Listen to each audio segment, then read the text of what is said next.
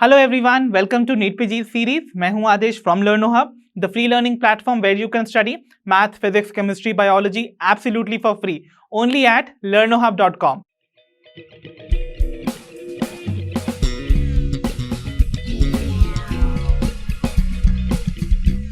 तो बच्चों, आज की वीडियो में हम अपने चैप्टर एनिमल किंगडम से रिलेटेड इंपॉर्टेंट क्वेश्चंस को करने जा रहे हैं डील।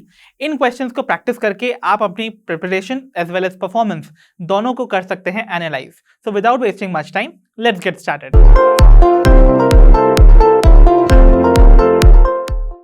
तो चलिए बच्चों, बिगिन करते हैं अपनी पहली प्रॉब्लम के साथ, that says which among the following phyla does not show organ system level of organization. तो दी हुई इन फाइला में से आपको उस फाइलम को आइडेंटिफाई करना है जो कि organ system level of organisation show नहीं करती है। राइट, सो आई होप आपने मेरा कॉन्सेप्ट एड ऑन वाला वीडियो देखा है जहां पर आपको उन क्राइटेरिया को आपने डील किया होगा, राइट, जो कि एनिमल क्लासिफिकेशन का बेसिस बनते हैं। उनमें से एक लेवल ऑफ ऑर्गेनाइजेशन भी होता था, राइट। तो चलिए स्टार्ट करते हैं अपने ऑप्शंस के साथ, which is option A Annelida, option B Arthropoda, option C Platyhelminthes या option D Mollusca. So I hope आप सभी को याद होगा कि फाइलम प्लैटीहेल्मिन्थ्स जो थे, they used to show organ level of organization, right. तो ये organ level of organisation show करते हैं ना, इसीलिए this is going to be our correct option, because हमसे बोला जा रहा है हमें उस फाइलम को आइडेंटिफाई करना है जो कि organ system level of organisation show नहीं करे। So they used to show only organ level of organisation. So our correct option is going to be option C. Okay, while जितनी भी आपको रिमेनिंग फाइला यहाँ पर मेंशन है, that is Annelida, Arthropoda and Mollusca, ये सभी organ system level of organization show करते हैं। So problem number 2 says the type of symmetry exhibited by animals whose body can be divided into two equal halves by only one plane passing through it। So हमको बोला जा रहा है हमें वो type of symmetry identify करनी है उन एनिमल्स के केस में जिनकी बॉडी को हम एक सिंगल प्लेन से कट करें तो वो दो इक्वल हाफ्स में डिवाइड हो जाए। आई नो आप सभी को इसका आंसर पता है, जब तक मैं ऑप्शन रीड कर रहा हूं तब तक आप अपने आंसर्स को कमेंट सेक्शन में लिख सकते हैं। सो हमारे पास फर्स्ट ऑप्शन है that is asymmetry, option B is radial symmetry, option C is biradial symmetry and option D is bilateral symmetry.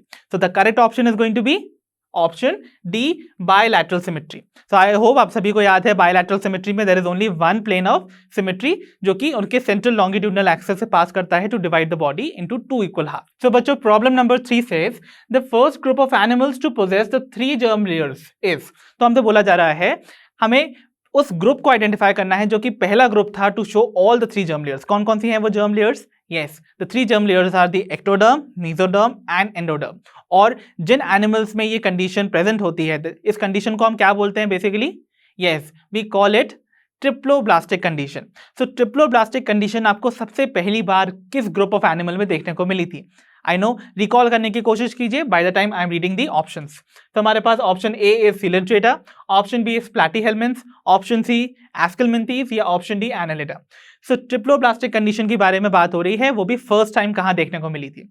So option A Coelenterata तो यहीं पर एलिमिनेट हो जाएगा ना, बिकॉज आपको पता ही है सिलेंट्रेट्स और जो टीनोफोरन्स हैं दे आर डिप्लोब्लास्टिक, राइट। उनके पास आपको मेसोडर्म देखने को नहीं मिलती थी, तो ये ऑप्शन तो यही एलिमिनेट हो गया। अब आपके पास ये जो रिमेनिंग 3 ऑप्शंस हैं they are all triploblastic. But ऐसी कौन सी फाइला थी जो कि फर्स्ट टाइम इस कंडीशन को शो करती है? Yes, that is going to be phylum Platyhelminthes, right. तो प्लैटीहेल्मिन्थ्स ऐसी पहली फाइलम थी जहां पर आपको ट्रिप्लोब्लास्टिक कंडीशन देखने को मिलती थी। So the correct option is option B. तो आइए बच्चों डिस्कस करते हैं problem number 4 that says the members of phylum Aschelminthes are. तो हमसे फाइलम एस्केलमिन्थीज के मेंबर से रिलेटेड कुछ पूछा जा रहा है। देखिए क्या कि सबसे पहले या तो पूछा जा रहा है दे आर एसीलोमेट और दे आर यूसीलोमेट, या ऑप्शन सी सूडोसीलोमेट, या option D none of the above.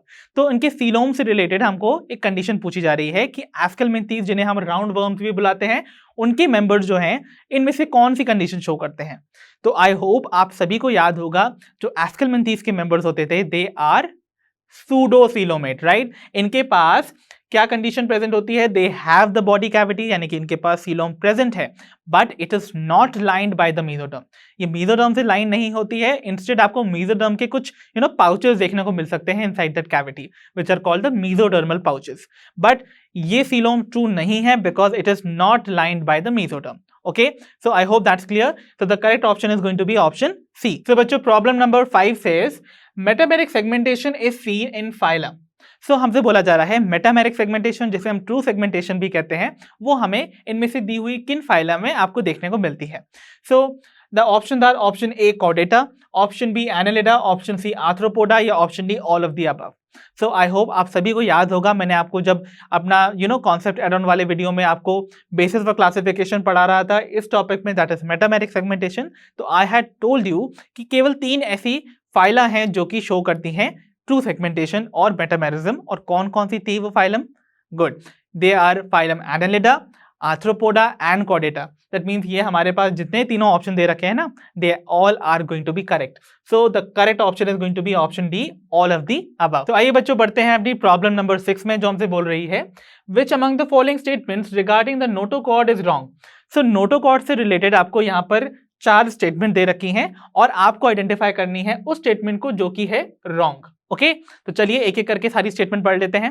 हमारी पहली स्टेटमेंट है it is situated dorsally. Yes, notochord जो है वो डॉर्सली सिचुएटेड होता है, ये स्टेटमेंट परफेक्टली करेक्ट है, this can be eliminated, right. Okay, then we have option B that is it is originated from the ectoderm. क्या ये स्टेटमेंट करेक्ट है? नो, यही वो स्टेटमेंट है जो कि है रॉन्ग, बिकॉज आपने पढ़ा है नोटोकॉर्ड जो है वो मीजोडर्मल इन ओरिजिन होता है, दैट मीन्स वो मीजोडर्म से डिराइव्ड होता है। दैट मीन्स ये वाला जो स्टेटमेंट है दैट इज रॉन्ग और इसी को करना है हमको identify. So our correct option is going to be option B, but by the time हम सी और डी ऑप्शन को भी देख लेते हैं। सो हमारे पास ऑप्शन सी में बोला जा रहा है it is a flexible rod like structure, that's perfectly correct, and option D it is replaced bye vertebral column in the vertebrates, और ये भी करेक्ट है। वर्टिब्रेट्स के केस में आपने देखा है कि नोटोकॉर्ड रिप्लेस हो जाता है बाय आइदर कार्टिलेजिनस या बोनी वर्टिब्रल कॉलम से, तो ये स्टेटमेंट भी परफेक्टली करेक्ट है। तो ये दोनों स्टेटमेंट करेक्ट होने की वजह से एलिमिनेट भी की जा सकती थी। So the correct option is going to be option B. So बच्चों हमारी प्रॉब्लम नंबर 7 कह रही है identify the combination of animal groups that exhibit the radial symmetry. तो हमें बेसिकली यहाँ पर कुछ कॉम्बिनेशन ऑफ एनिमल ग्रुप्स दे रखे हैं, जिनमें से हमें उस करेक्ट कॉम्बिनेशन को आइडेंटिफाई करना है जिसमें सारे के सारे members in a set show करते हैं रेडियल सिमेट्री। ओके, तो चलिए सारे ऑप्शंस को एक एक करके डील कर लेते हैं। हमारा पहला ऑप्शन है that is poriferans, coelenterates and Ctenophora. So आपको यहाँ पर पॉलीफेरेंस, सीलेंट्रेट्स और टिनोफोरा का एग्जांपल दे रखा है। क्या ये तीनों के तीनों रेडियल सिमेट्री शो करते हैं? ऑब्वियसली आपको पता है सीलेंट्रेट्स और टिनोफोरा तो शो करते हैं, बट आपने पढ़ा हुआ है दैट पॉलीफेरेंस आर एसिमेट्रिकल, तो दैट मींस ये रेडियल सिमेट्री तो शो कर नहीं सकते। इसका मतलब this option can be eliminated. Okay, then we have option B that says coelenterates, Ctenophora and adult molluscs. So आपने पढ़ा है सीलेंट्रेट्स एंड टिनोफोरा तो शो करेंगे, but no, the adult mollusks will not show the obviously the radial symmetry, they are bilaterally symmetrical, तो इसका मतलब ये option यहीं पर eliminated. Then we have option C that is Cnidaria. Again Cnidaria is another word for coelentrates only ना, so Cnidaria, Ctenophora and adult echinoderms. क्या ये statement correct है या ये कॉम्बिनेशन करेक्ट है? Yes, it is perfectly correct, because Cnidaria means coelenterates only, जो कि show करते हैं रेडियल सिमेट्री, टिनोफोरा भी शो करते हैं, और आपने पढ़ा था इस स्पेशल कंडीशन को, दैट इज जो एकाइनोडर्म्स होते हैं, खास करके एडल्ट एकाइनोडर्म्स, दे शो रेडियल सिमेट्री। केवल इनके लार्वल फॉर्म्स शो करते थे बायलेटरल सिमेट्री को। So this will be our correct option, यानी कि ऑप्शन सी, राइट। और ऑप्शन डी को भी देख लेते हैं। So we have coelenterates again, Ctenophora again, but adult Aschelminthes that is perfectly wrong, because adult Aschelminthes भी शो करते हैं bilateral symmetry, not radial symmetry. So the correct option is going to be option C. तो आइए बच्चों discuss करते हैं problem number 8 that says the flagellated cells that line the spongocoel in sponges are called. तो sponges यानी कि जो members of phylum Porifera होते हैं, उनमें आपको जो बॉडी कैविटी देखने को मिलती है विच इज द स्पॉन्जोसील, वो लाइंड होती है कुछ फ्लैजिलेटेड सेल से, और उन फ्लैजिलेटेड सेल्स को हम क्या बुलाते हैं? आई नो आप सभी को ऑप्शंस में से आंसर पता चल चुका होगा, but let me read out the options first. तो the option A is pinacocytes, option B choanocytes, option C porocytes या option D archaeocytes. So I hope you all know the answer, that is option B choanocytes, right. So आपने पढ़ाई हुआ है कॉनोसाइट, जिन्हें हम और क्या बुलाते हैं? We used to call them the collar cells, isn't it? और वो कुछ ऐसे आपको देखने को मिलते हैं ना।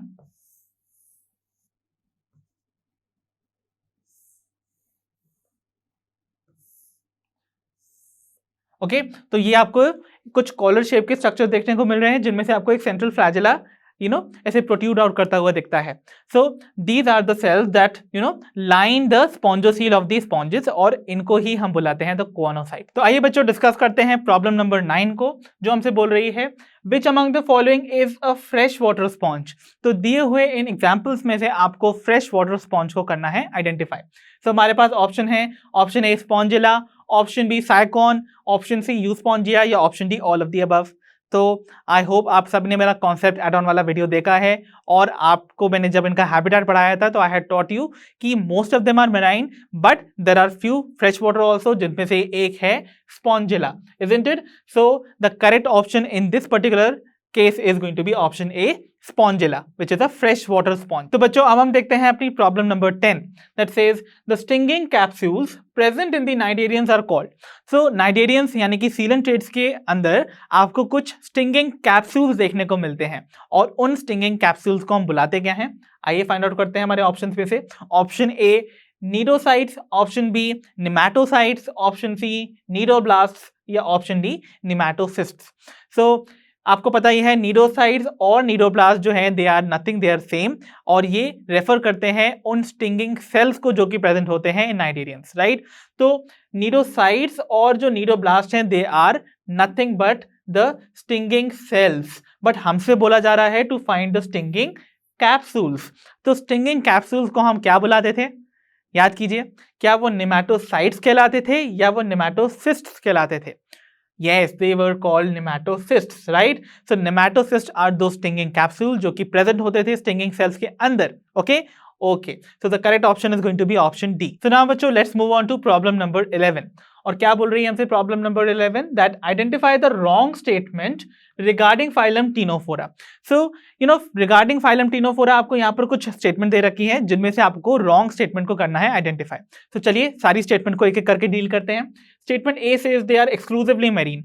ये स्टेटमेंट परफेक्टली करेक्ट है ना? मैंने आपको बताया था टीनोफोरा के जो मेंबर्स होते हैं they are only found in marine habitat. That means ये स्टेटमेंट परफेक्टली करेक्ट है and hence needs to be eliminated, right? Then we have option B, they exhibit bioluminescence. तो ऑब्वियसली मैंने आपको बताया था, आपको टीनोफोरा के मेंबर्स के केस में लाइट एमिट करने की जो कैपेबिलिटी है वो देखने को मिल सकती है। सो दे आर बायोलुमिनेसेंट, और ये फिनोमिना इनमें देखी जाती है, हेंस ये स्टेटमेंट भी यहाँ पर करेक्ट होने की वजह से एलिमिनेट कर दी जाएगी। Then we have option C that says they bear 6 rows of flagellated comb plates that help them in locomotion. So इनके पास आपको 6 rows ऑफ कोम प्लेट्स देखने को मिलती है जो लोकोमोशन में हेल्प करेंगी। क्या ये करेक्ट है? नो, एक्चुअली यहां पर ये जो नंबर है दैट इज रॉन्ग। यहां पर आपको यानी कि तीनों फोरम्स के केस में आपको 8 rows of flagellated comb plates देखने को मिलेंगी जो लोकोमोशन में हेल्प करती है। सो सिंस यहां पर 6 लिखा हुआ है दैट मींस ये स्टेटमेंट हो गई इनकरेक्ट, एंड इसी को तो हमको करना था identify. So the correct option is going to be option C. But let us see our D option also, that is digestion is both extracellular and intracellular. ये condition भी perfectly correct है in case of ctenophorans. यहाँ पर आपको extracellular digestion भी देखने को मिलेगा और intracellular digestion भी देखने को मिलता है, so ये भी eliminate की जा सकती थी। So the final answer is going to be option C. So आइए बच्चों डिस्कस करते हैं प्रॉब्लम नंबर 12 को, that says the special structures observed in flatworms that help in osmoregulation and excretion are called.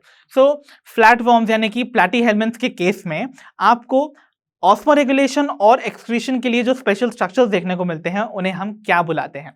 तो हमारे पास ऑप्शन हैं, option A nephridia, option B Malpighian tubules, option C flame cells, या option D renal tubules.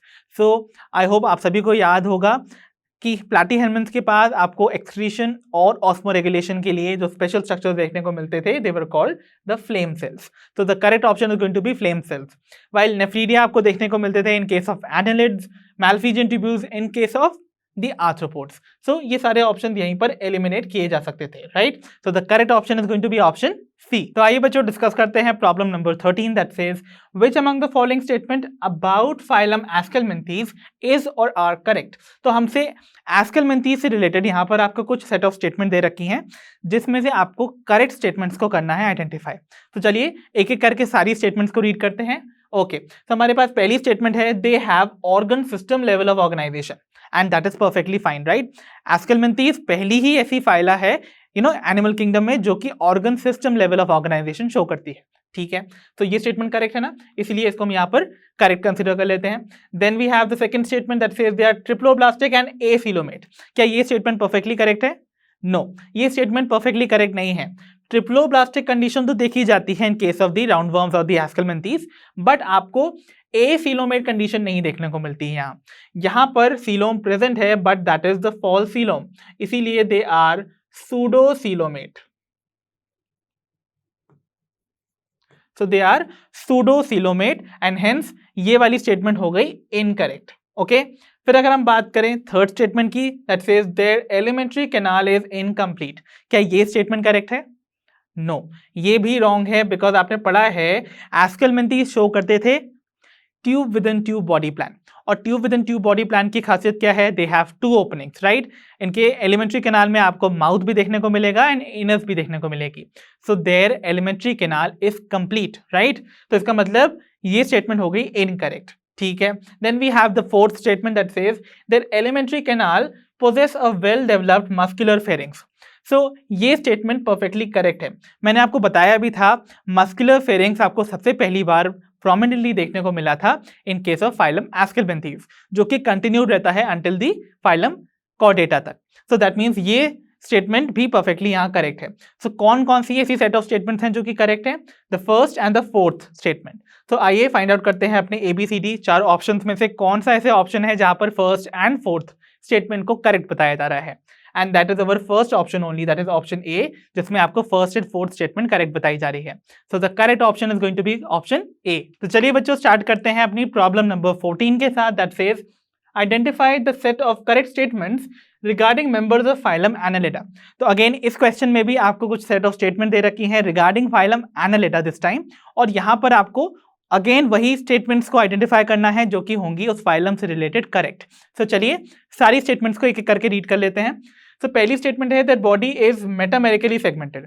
ये statement perfectly correct है regarding एनालिटा। मैंने आपको बोला भी था मेटामेरिक सेगमेंटेशन बेसिकली तीन ही फाइला शो करती हैं, एनालिटा, आर्थ्रोपोडा एंड कॉर्डेटा।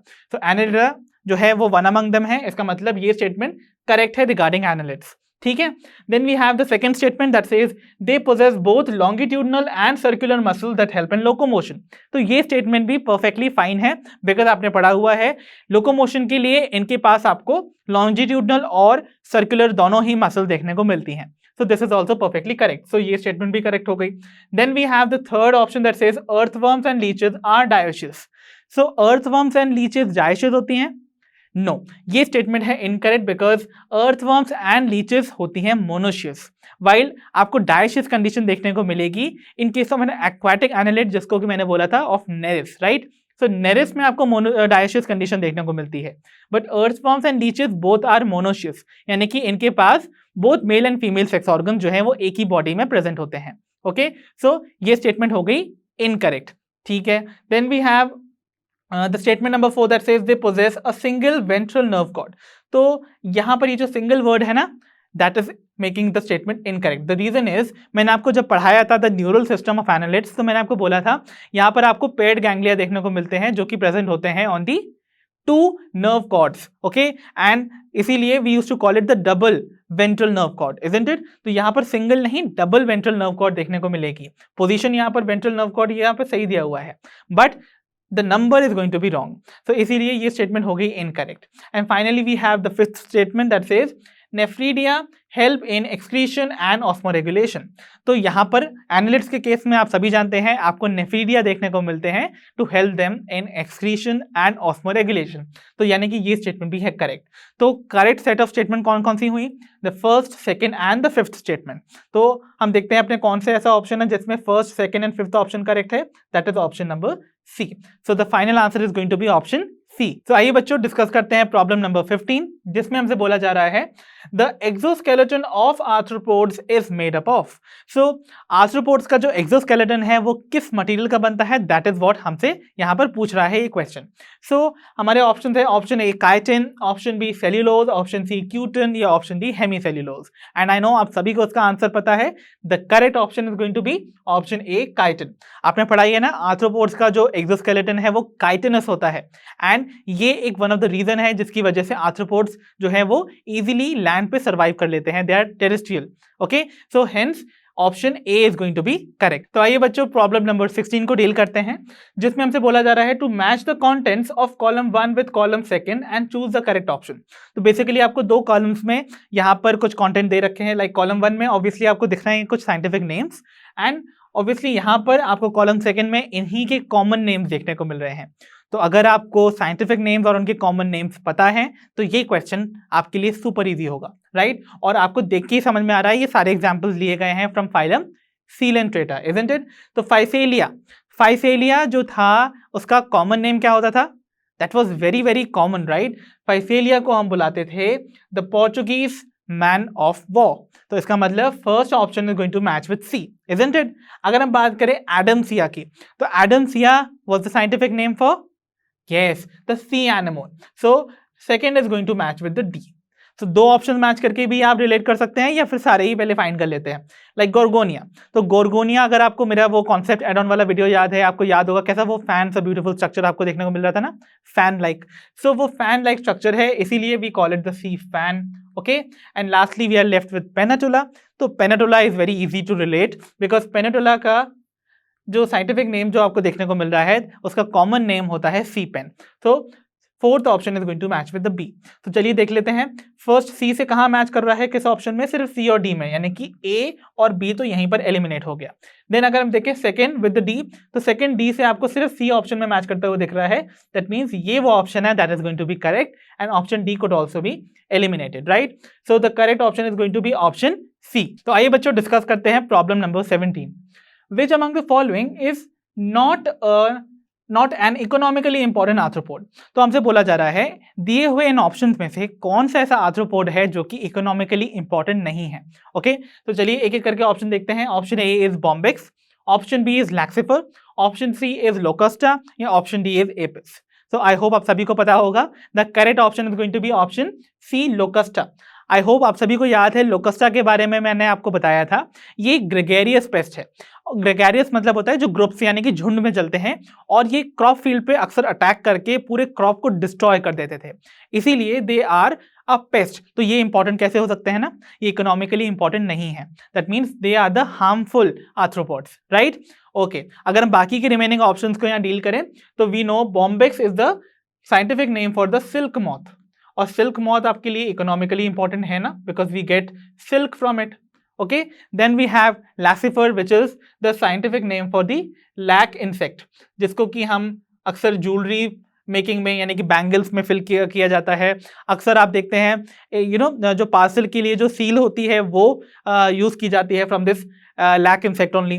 देन अगर हम बात करें Apis which is the scientific name for the honey bee, so ये भी आपके लिए इंपॉर्टेंट है because we get honey bee wax from it. So ये सब इकोनॉमिकली इंपॉर्टेंट है, but Locusta being a harmful you know gregarious pest, तो ये आपके लिए हार्मफुल है, that is why it is not going to be economically important. So the correct option is going to be option C, Locusta. तो आइए बच्चों अब हम देखते हैं अपनी प्रॉब्लम नंबर 18 को, that says metagenesis is seen in members of phylum. तो मेटाजेनेसिस की जो फिनोमिना है वो आपको किस फाइलम के मेंबर्स में देखने को मिलती है? सो आई होप आप सभी को याद होगा मेटाजेनेसिस क्या होती थी। Metagenesis was the alternation of generation of forms, जो कि आपको किस फाइलम में देखने को मिलती थी? याद कीजिए, रिकॉल करने की कोशिश कीजिए, बाय द टाइम मैं ऑप्शंस रीड कर देता हूं। So option A is Ctenophora, option B Cnidaria, option C Platyhelminthes, या option D Annelida. So yes, the correct option is going to be option B, Cnidaria. याद है ना, Cnidaria जिसको कि हम फाइलम सीलेंट्रेटा भी बुलाते हैं, उनके मेंबर्स जो हैं वो मोर देन वन फॉर्म में एग्जिस्ट करते थे। कौन कौन से थे वो फॉर्म्स? याद कीजिए, one form was called the polyp, जो कि था the asexual form, and the other form was called medusa, which was the sexual form. So, polyp asexually reproduce करके बनाता था the medusa form. So, और medusa sexual reproduction करके form करता था the polyp form. So that sexually formed the polyp. So basically आप देख रहे हो ये दो forms जो हैं वो आपस में alternate कर रहे हैं in the life cycle. Okay और इस ऑल्टरनेशन ऑफ जनरेशन को ही हम कहते हैं metagenesis. So the correct option is going to be option B, Cnidaria. Okay तो आइए बच्चों डिस्कस करते हैं problem number 19 that says the free floating form of coelenterates is called dash and it reproduces dash. तो हमसे बोला जा रहा है सीलेंट्रेट्स के केस में जो फ्री फ्लोटिंग फॉर्म होता है उसे हम क्या बुलाते हैं और वो कैसे रिप्रोड्यूस करता है। तो अभी पिछले ही क्वेश्चन में हमने डील किया कि कैसे सीलेंट्रेट्स जो हैं वो दो फॉर्म्स में एग्जिस्ट करते हैं, विच is the polyp form and the medusa form. तो आपको पता ही होगा अगर आपने मेरा कॉन्सेप्ट अराउंड वाला वीडियो देखा है कि पॉलिप होता था द सेसाइल फॉर्म, यानी कि वो फिक्स रहता था किसी सबस्ट्रेटम पे और अपनी जगह से वो हिलता नहीं था। बट अगर हम बात करें मेड्यूसा की तो वो रिप्रेजेंट करता है the free floating form, right. तो दैट मीन्स हमारा फर्स्ट जो ब्लैंक है वहां पर आना चाहिए मेड्यूसा, इजंट इट। तो चलिए से पहले सारे ऑप्शन देख लेते हैं। That is option A polyp and sexually, option B medusa asexually, option C polyp asexually या ऑप्शन डी मेड्यूसा सेक्सुअली। तो यहां पर आपको पता चल ही चुका है that the free floating form is going to be medusa. तो that means option B and D में से ही आपको करेक्ट आंसर चूज करना है। That means A and C is going to be eliminated, ठीक है।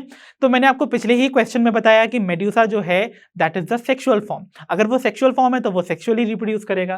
That means the correct option is going to be option D, okay that is medusa and sexually. तो चलिए बच्चों डिस्कस करते हैं अपनी प्रॉब्लम नंबर 20 को। That says radula a file like rasping organ if for feeding is found in. तो हमसे बोला जा रहा है जो रेडुला नाम का एक फाइल लाइक रास्पिंग ऑर्गन यानी कि जो ग्रेटिंग के लिए यूज किया जाता है फूड को before passing it to the next part of the elementary canal, वो स्ट्रक्चर आपको किन ग्रुप ऑफ एनिमल्स में देखने को मिलता है।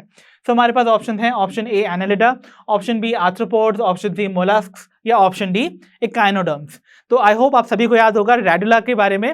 रेडुला एक चीफ फीचर होता है जो कि आपको सिर्फ और सिर्फ एक ही फाइलम में देखने को मिलता था, दैट वाज फाइलम मोलस्का। याद है ना आप सबको, इनके माउथ में आपको ये स्ट्रक्चर देखने को मिलता था। So I am making the mouth first. So suppose ये इनका माउथ रीजन है और यहां आपको ऐसे कुछ टीथ लाइक एक्सटेंशन देखने को मिल रहे हैं जो कि इनके फूड को ग्रेट करने में हेल्प करेगा, ताकि वो ग्रेट करने के बाद ईसोफेगस जो कि नेक्स्ट पार्ट है एलिमेंट्री कैनाल का उसमें पास किया जा सके। सो दैट मीन्स अगर ये माउथ की ओपनिंग है, these teeth like extensions are the radula, okay और ये फूड को पास करते हैं to the next part that is the oesophagus. So I hope आपको क्लियर होगा। So the correct option is going to be option C molluscs. तो Mollusca में ही आपको देखने को मिलेगा radula the file like rasping organ for feeding. तो चलिए बच्चों डिस्कस करते हैं अपनी problem number 21 that says find out the incorrect match from the following. तो बेसिकली अगर आप क्वेश्चन में इन ऑप्शंस को देखेंगे तो आपको देखते ही समझ में आ रहा है कि यहाँ पर आपको कुछ साइंटिफिक नेम्स को मैच किया जा रहा है विथ देयर कॉमन नेम्स और आपको आइडेंटिफाई करना है उस पर्टिकुलर पेयर को जहां पर उस साइंटिफिक नेम को उसके कॉमन नेम से इनकरेक्टली मैच किया गया है। सो आइए फाइंड आउट करते हैं सारे ऑप्शंस में से।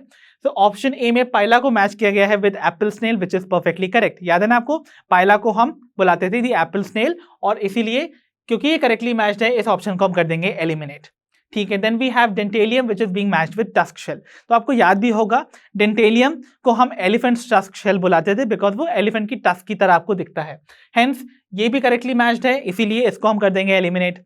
Then we have option C Pinctada which is matching with chiton. तो क्या ये करेक्ट है? नो, बिकॉज आपको याद है पिंकटाडा को हम कॉमनली बुलाते थे द पर्ल ओएस्टर। इसका मतलब ये वो पेयर है जो कि इनकरेक्टली मैच्ड है बिकॉज पिंकटाडा का कॉमन नेम है पर्ल ओएस्टर और काइटन जो है जो कॉमन नेम है वो बिलोंग करता है to the scientific name Chaetopleura. So इसका साइंटिफिक नेम है कीटोप्लूरा,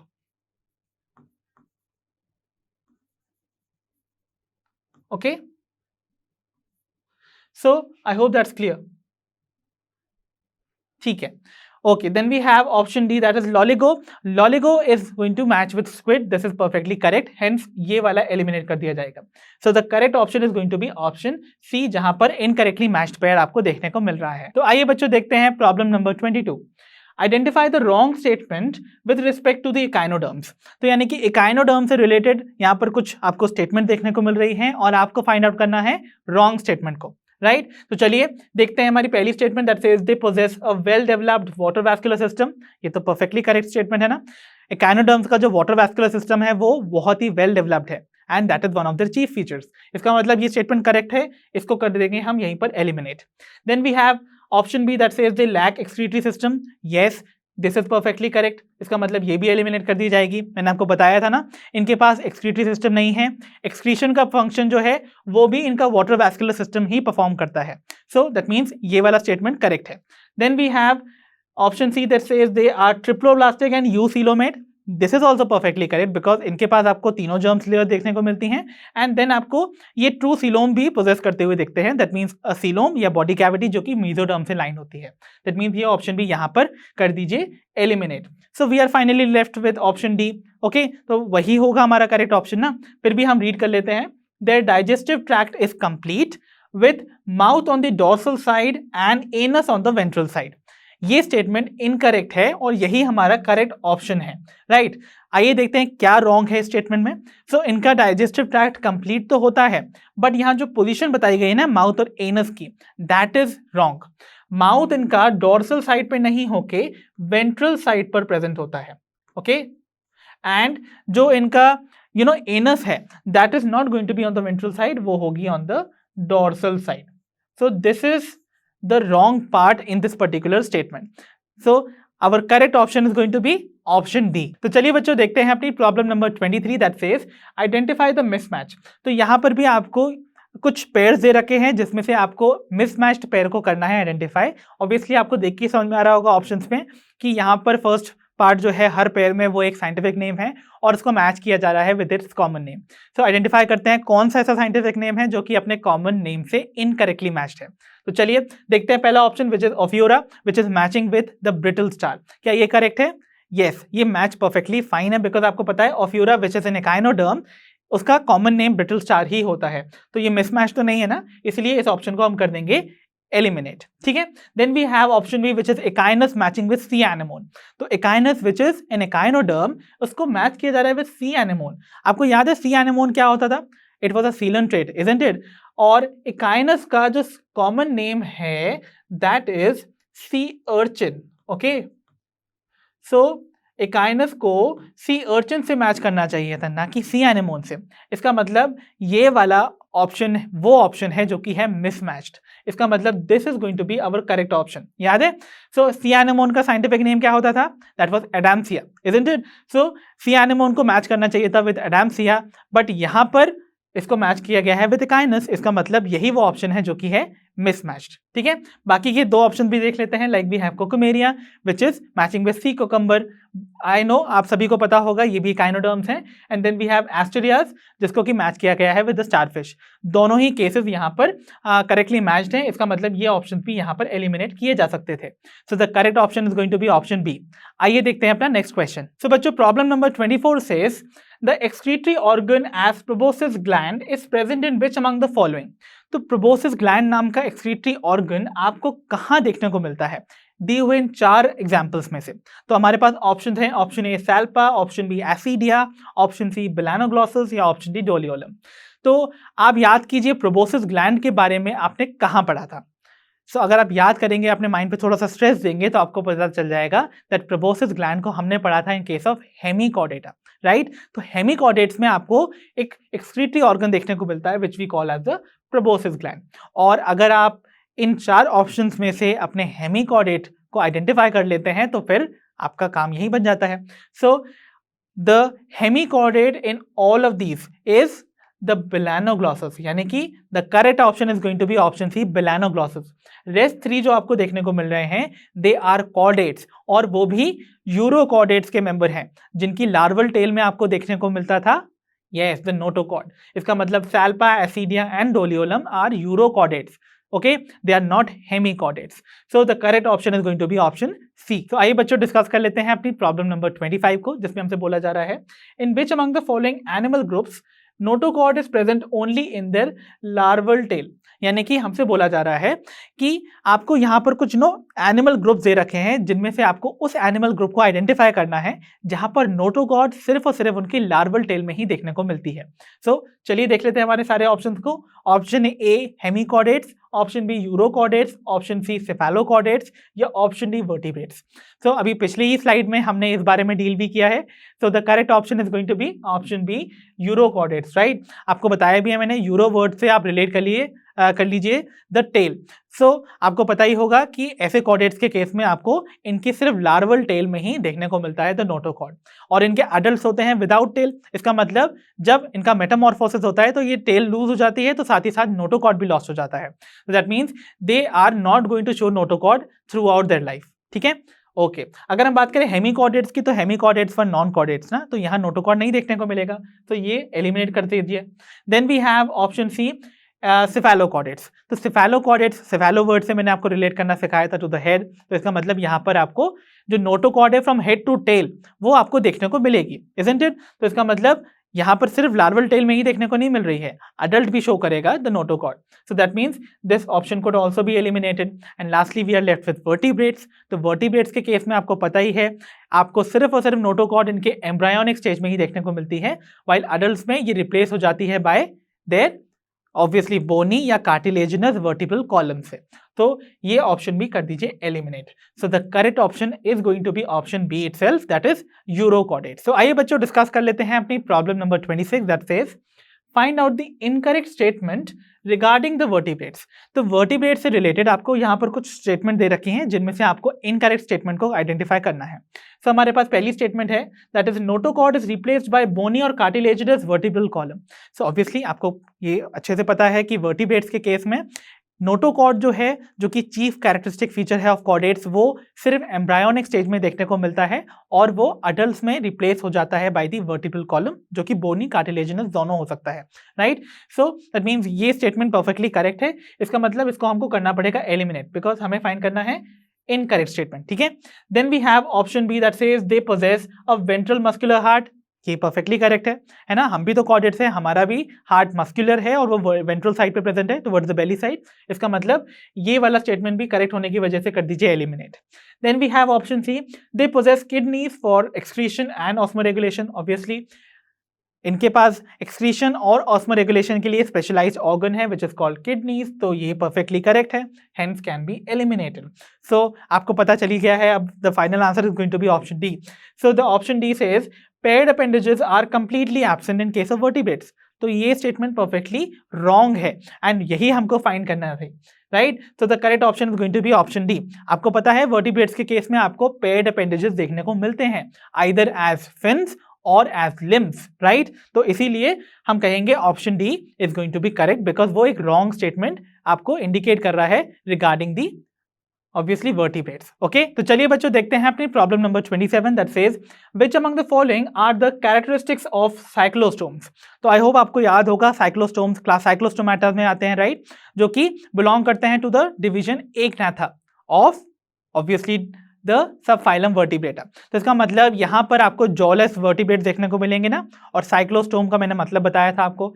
साइक्लो मीन्स होता था सर्कुलर, स्टोम मीन्स माउथ, यानी कि they will possess a circular mouth. तो उनसे रिलेटेड आपको कुछ यहाँ पर स्टेटमेंट दे रखी हैं जिसमें से आपको उस कैरेक्टरिस्टिक को आइडेंटिफाई करना है जो कि साइक्लोस्टोम्स को डिफाइन करते हैं। तो देखिए हमारा पहला स्टेटमेंट है they have circular mouth without jaw. This is perfectly correct ना, इनके पास सर्कुलर माउथ है जो कि आपको इनका नाम ही बता रहा है, और सिंस ये डिवीजन एग्नाथा की क्लास है that means they are going to be without jaw. इसका मतलब ये स्टेटमेंट या ये जो कैरेक्टर है ये परफेक्टली करेक्ट है रिगार्डिंग दी साइक्लोस्टोम्स। आइए देखते हैं कुछ और statement which is option B that says they have elongated body without scales and paired fins. तो ये स्टेटमेंट भी करेक्ट है। आपको पता ही है ना, इनकी बॉडी मैंने आपको बताया था ईल लाइक एलोंगेटेड होती है, एंड इनमें आपको बॉडी स्मूथ है विदाउट एनी स्केल, और यहाँ पर आपको पेयर्ड फिन्स देखने को नहीं मिलते हैं। ओके, सो दैट मीन्स ये स्टेटमेंट भी करेक्ट है। और जब दो स्टेटमेंट करेक्ट हो जाती हैं तो option D that is all of the above picture में आ जाता है, बिकॉज वी नो जब दो स्टेटमेंट करेक्ट हो सकती हैं तो तीसरी भी हो सकती है, राइट। तो they possess 6 to 15 pairs of gill slates for respiration, ये भी करेक्ट है, याद है ना आप सभी को। So the correct option is going to be option D all of the above, because ये सारी की सारी स्टेटमेंट जो कि रिलेट कर रही हैं to the characteristics of cyclostome they are all fine. तो आइए बच्चों डिस्कस कर लेते हैं अपनी प्रॉब्लम नंबर 28 को, that says which of the following is characterized by either migration to freshwater habitat for spawning where the adults die after spawning and the larvae metamorphose and return back to the ocean।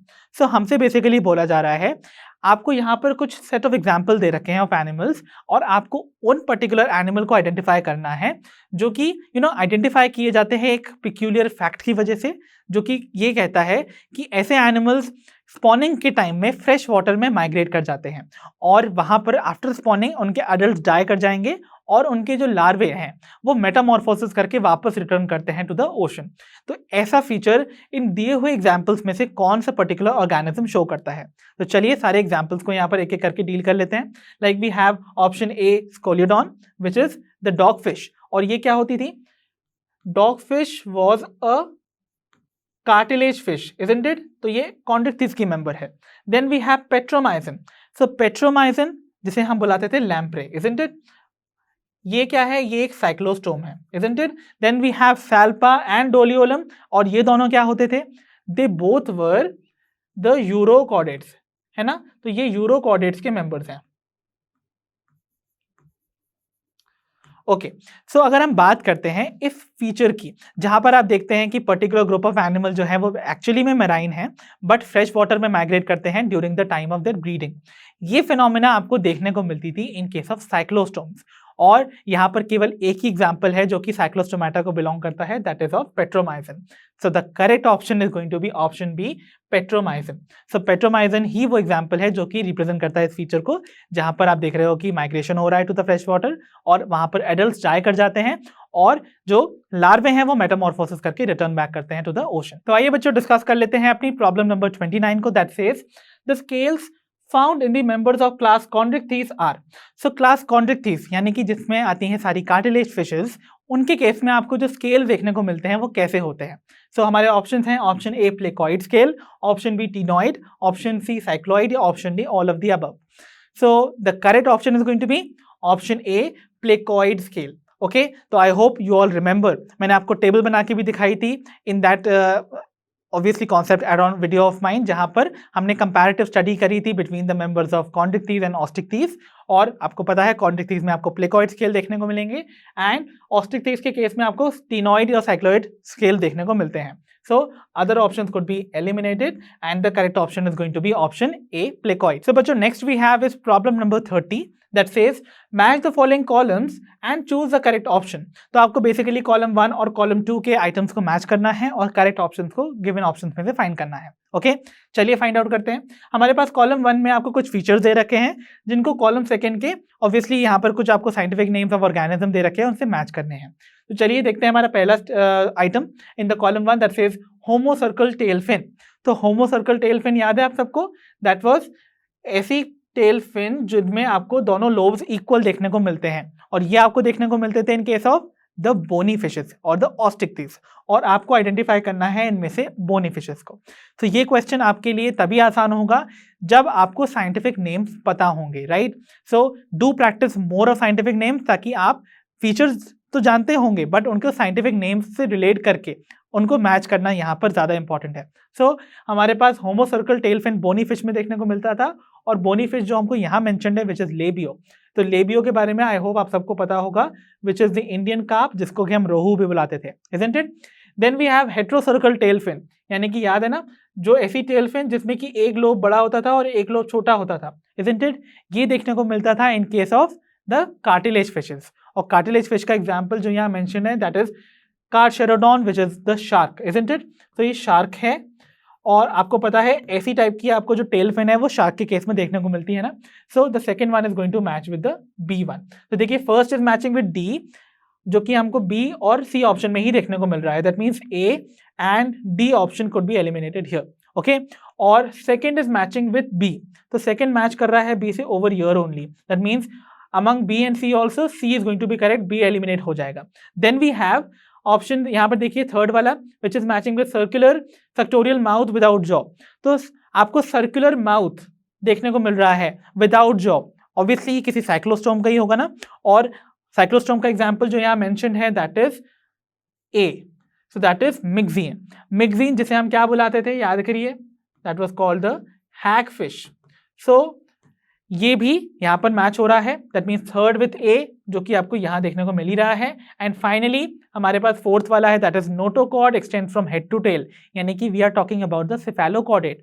और cephalochordate का एक example जो है mention है, that is Branchiostoma, जिसे हम क्या बुलाते थे, amphioxus, isn't it? So amphioxus यानी कि fourth is going to match with the C1, तो यहां पर आपको वो भी देखने को मिल रहा है।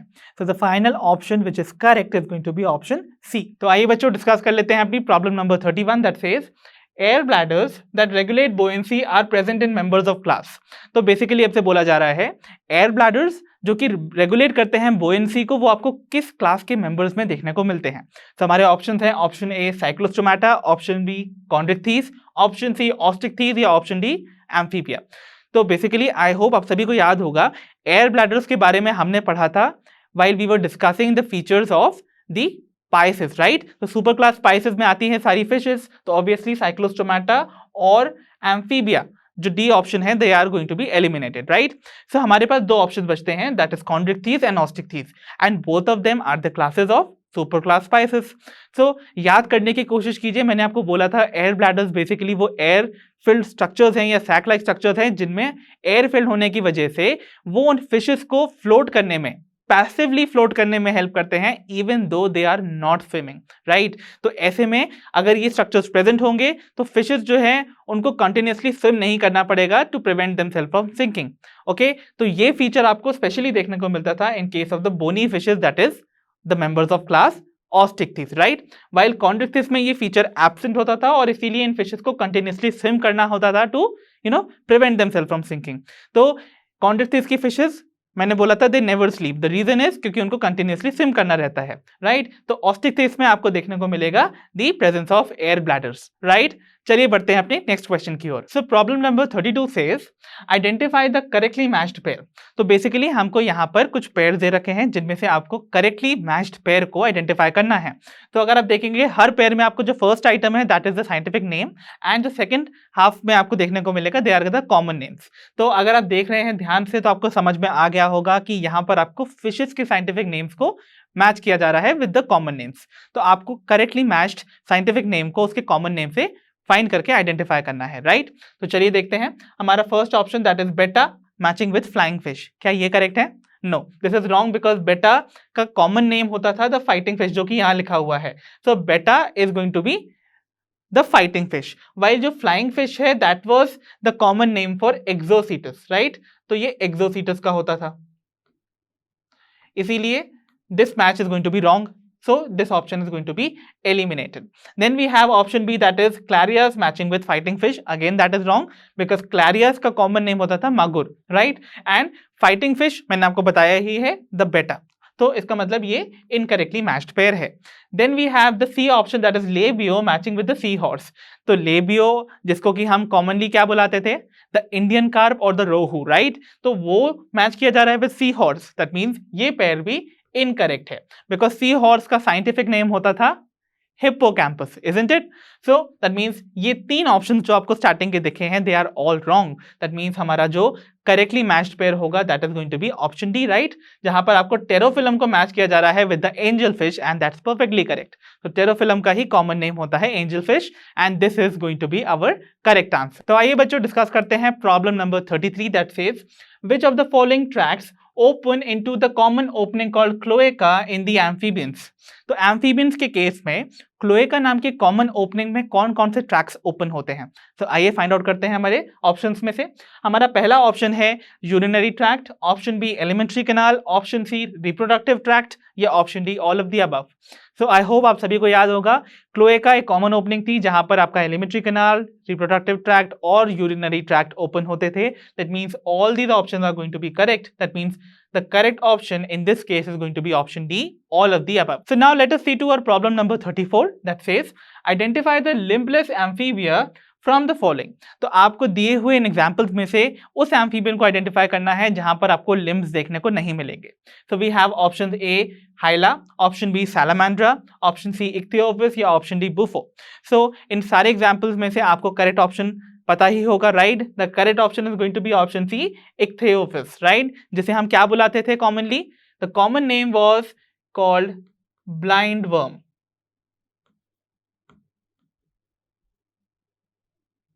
ओके, वाइल अगर हम बाकी के एग्जाम्पल्स को देखें, लाइक हाइला जिसे हम कॉमनली बुलाते थे the tree frog, Salamandra which is the salamander, and Bufo which is the scientific name for the toad, इन तीनों के पास ही आपको लिम्स देखने को मिलते हैं।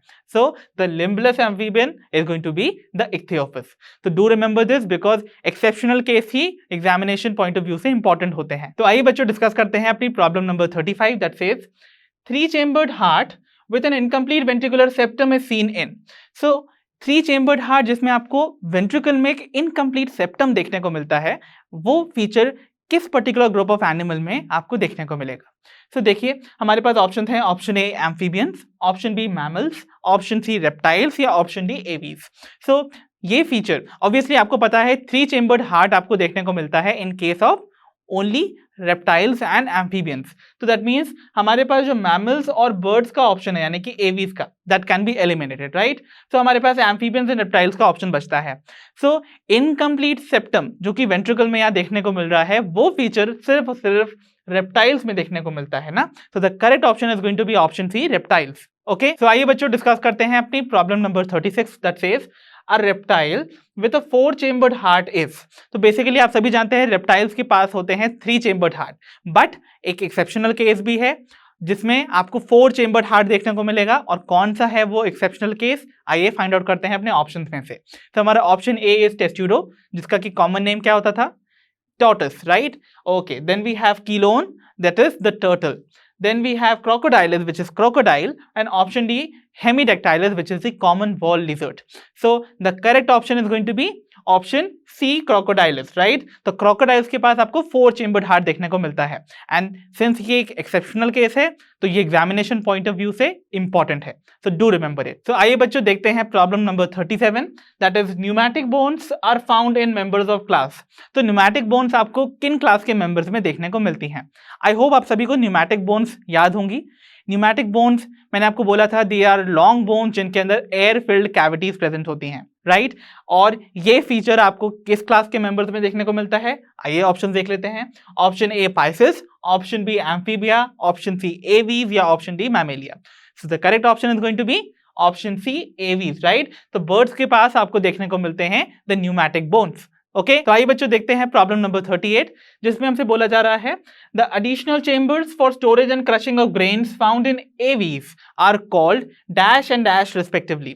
सो बर्ड्स या एवीज के मेंबर्स के केस में आपको जो एडिशनल चेंबर्स मिलते हैं for storing as well as for crushing of the grains, उन्हें हम रिस्पेक्टिवली क्या बुलाते हैं? सो आइए देखते हैं हमारे ऑप्शंस को। Option A crop and gizzard, option B gizzard and crop, option C crop and pharynx या option D pharynx and gizzard. So I know आप सभी को आंसर पता है, the correct option is going to be the crop and gizzard. देखिए crop and gizzard आपको A and B दोनों option में देखने को मिल रहा है, that means C and D can be eliminated ना। बट आपको ध्यान देना है कि आपको यहाँ वर्ड लिखा हुआ है रिस्पेक्टिवली, तो ऑब्वियसली पहले जो स्टोरेज के लिए ऑर्गन यूज किया जाता है that is crop will be written first. तो जिस ऑप्शन में क्रॉप विल बी फर्स्ट वही ऑप्शन होगा correct. So the correct option is going to be option A, crop and gizzard. So आइए बच्चों डिस्कस करते हैं अपनी problem number 39 that says identify the group of animals to which the following features belong. तो basically आपको कुछ set of features यहाँ पर दे रखे हैं। In total we have 5 features, और इन फीचर्स को हमको पढ़ने के बाद ये आइडेंटिफाई करना है कि ये किस ग्रुप ऑफ एनिमल के फीचर्स हैं। ओके, सो पहले हम सारे फीचर्स देख लेते हैं। हमारा पहला फीचर है the presence of body hair. Okay, then we have the second feature the presence of mammary gland. तो मेमोरी ग्लैंड का प्रेजेंस होना is a clear cut indication कि हम स्पेसिफिकली किस ग्रुप ऑफ एनिमल की बात कर रहे हैं। You try to guess by the time I'm reading other features also. So हमारे पास third feature is external ear pinna present. Then we have fourth feature the 4-chambered heart, and last feature is the warm-blooded nature. I know आप सभी को answer पता है. By the time let me read out the options first.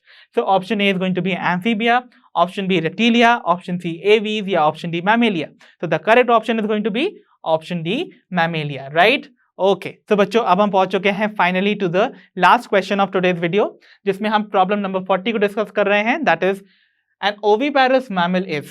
तो basically हमसे पूछा जा रहा है टू आइडेंटिफाई दैट मैमल जो कि एग लेइंग इन नेचर है। ओके, एंड सिंस ये एक्सेप्शनल केस था to the viviparous condition of mammals, so that is an important piece of information for you. So हमारे पास option A is Pteropus which is the scientific name for the flying fox, right? Then we have option B, Elephas, which is the scientific name for elephant. Option C, Balanoptera, that is the scientific name for the blue whale. And lastly, we have Ornithorhynchus, that was the scientific name for the platypus. So the correct option is going to be option D, Ornithorhynchus. Okay, so Ornithorhynchus or the duck-billed platypus is and oviparous mammal. ठीक है, तो याद रखिएगा ये examination point of view से एक important information है। So बच्चों, this was all for today from the chapter animal kingdom. अब हम मिलेंगे अपनी नेक्स्ट वीडियो में। Till then take care of yourself. तब तक के लिए आप सभी जानते हैं लर्न नो हाउ फ्री है पर बेस्ट है।